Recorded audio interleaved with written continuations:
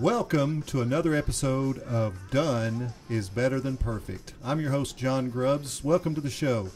We have a little bit of news that I want to share with you today, and we start off by hopefully sharing something funny, something entertaining that will kind of set the tone for today's learning experience. So this is in the news. Minor league sport dad bod jerseys including back hair. This is the June 18th, so this was yesterday. A minor league baseball team wore dad bod themed jerseys during a game with Northern Kentucky as part of a promotion. Now get this, the Florence Freedom celebrated Father's Day by wearing the jerseys during a game against the Lake Erie Crushers Sunday in Florence, Kentucky. The jerseys had a man's shirtless chest and back printed on them with black body hair and even a tattoo. Good gracious. Fans in attendance were able to take home the jerseys after bidding on them after the game. And for the score, the Freedom and Crushers had to stop play during the game, which was postponed to July 5th. The game was tied 7-7 in the top of the 7th inning before the stoppage of play. I wonder if they're going to make this up wearing the jerseys. Dads were also given specials at the concession stands, getting $3 brews and $1 hot dogs. It's in the news.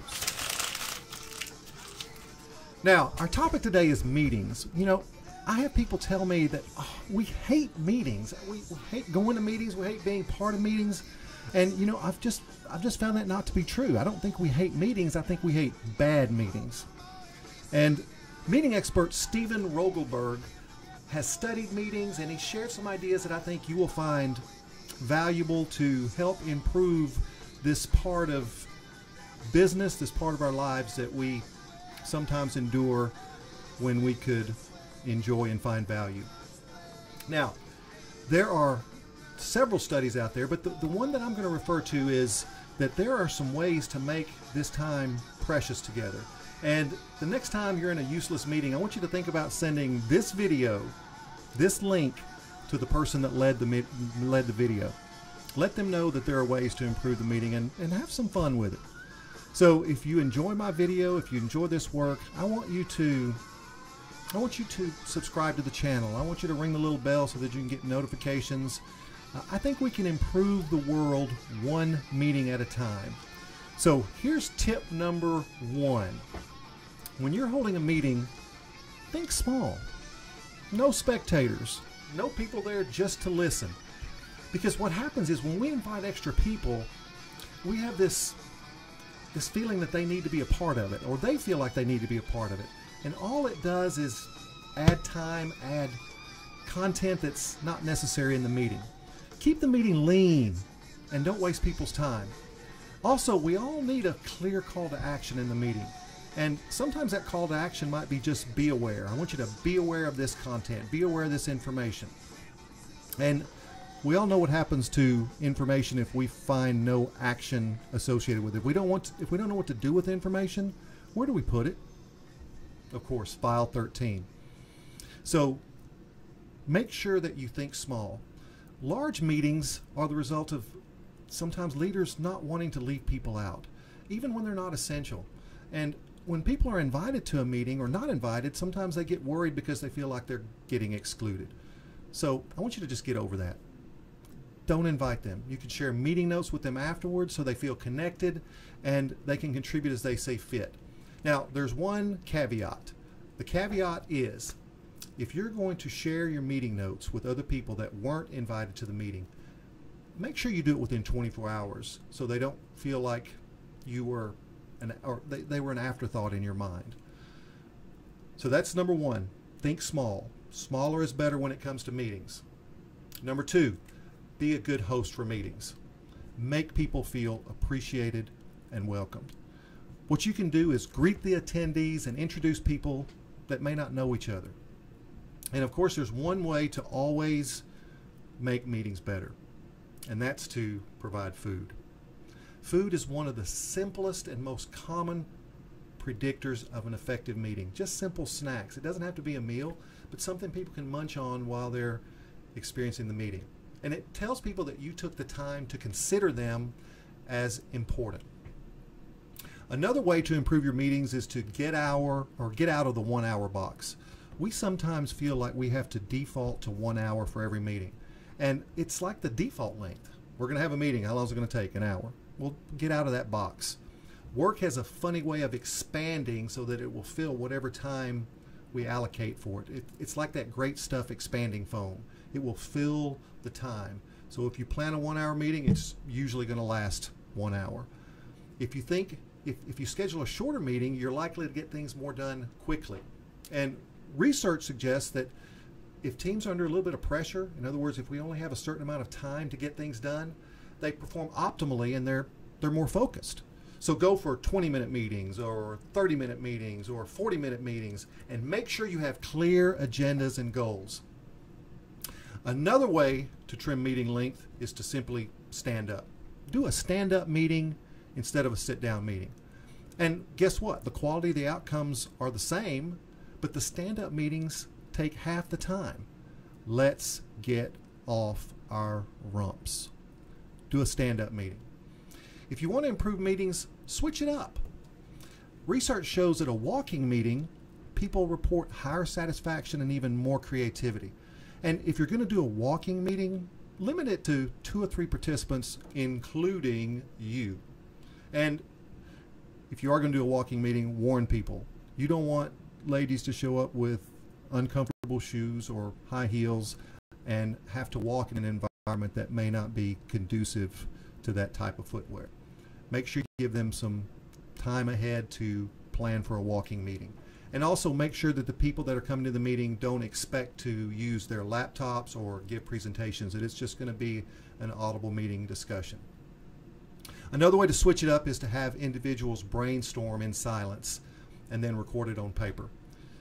Simply have them pull out a piece of paper and have them brainstorm a topic or a subject or a question. And when you do this, you'll generate nearly twice as many ideas, and the ideas tend to be more creative and more innovative because people aren't filtering. You know, when we talk in a meeting, we're often filtering the information because we don't want to sound silly or stupid. And by letting people have time to write things down, it allows them to be more creative and confident in what they're presenting. So switch it up. Another way to switch it up is to change the agenda. Instead of organizing by topic, organize it by questions.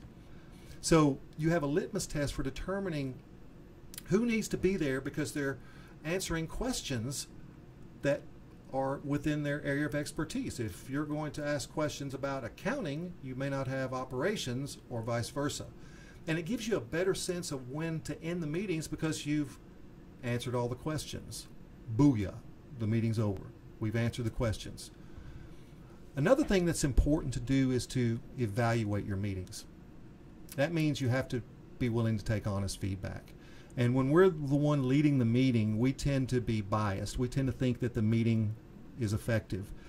You know, I lead a group of CEOs and we meet once a month for a full day to process issues.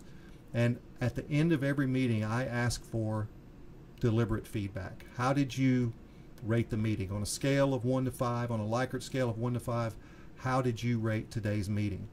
And, you know, if I get a low number, I'll follow up with that person and say, hey, what do you think we could have done to make that meeting better for you? Because we want to look at it through their lens and not our own lens. You know, we have an obligation to regularly check in and find out what's going well in our meetings and what could be done better. And do you have any specific ideas that could help improve the meeting? So we have to evaluate the meetings. And we don't need to get defensive when someone gives us feedback. They're telling us how they felt about the meeting, and that's precious to us. The thing we don't want is to have people attending our meetings thinking that it's great when they are not feeling that it's effective. And when they do give us feedback, we need to respond with changes. We need to be willing to make the changes that they suggest. Think about a few tweaks that you could make that could drastically change your meetings, that could improve everybody's experience. We often think of meetings as a place of drain, a place that just sucks up our time and gives us no value. But you know, meetings are the places where collisions take place. It's where we come together and talk about things and work through problems and figure out ways to improve. Meetings are essential. They're important. They're just not effective when they're not run properly. So let's recap. Smaller is better when it comes to meetings. Smaller is better for something. And be a rock star host. Food is king. Snacks, drinks. Always have those available for meetings, and you will find that the quality of your meetings go up. Stop defaulting to 1 hour. 20-minute, 30-minute, 40-minute meetings can be the new normal in your organization. And stand up. If you want to have a quick summary meeting, have people come into a room and stand up and do a daily huddle. Just talk about what issues you're struggling with, what do you need help with, what do you want to improve. You can answer just a few questions in a short amount of time and cut the amount of time people spend together in meetings. Also consider walking meetings. If it's a small group, take a walk. Sometimes getting a breath of fresh air, going outside, can be a great way to improve the experience for everyone in the meeting. And then consider answering questions in a meeting instead of having a written agenda. Just come with a list of questions. Invite people that are appropriate to those questions so that you don't have a meeting that's too large, and just answer the questions. When you get done with the questions, the meeting's over. And then finally, make sure that you are evaluating your meetings. Make sure you're asking for feedback, and make sure that you listen to the feedback and take action. It's important that meetings be something that are always improving in your organization. And always remember that this show is a show for recovering perfectionists. It is a place for all of us that have suffered from guilt and blame because we can't live up to our own or someone else's idea of perfection. Think of your meetings that way. They don't have to be perfect, but they can certainly get better. And you know, I always end the show with this special reminder that done is better than perfect. If you enjoyed this show, you know, I hope you subscribe. I hope you share this on all of your platforms so that others can find value in this work. I hope this is something that is improving your life when you have that time to sharpen your axe, to get better as a leader, to get better as a manager, to get better as a human being. You know, my purpose behind these videos is for you to be able to learn and continue to improve when you are working at the office, when you're at the gym, when you're in the car, so that this show is something that provides constant improvement and a constant stream of information that makes you better. Done is better than perfect. I'll see you next time.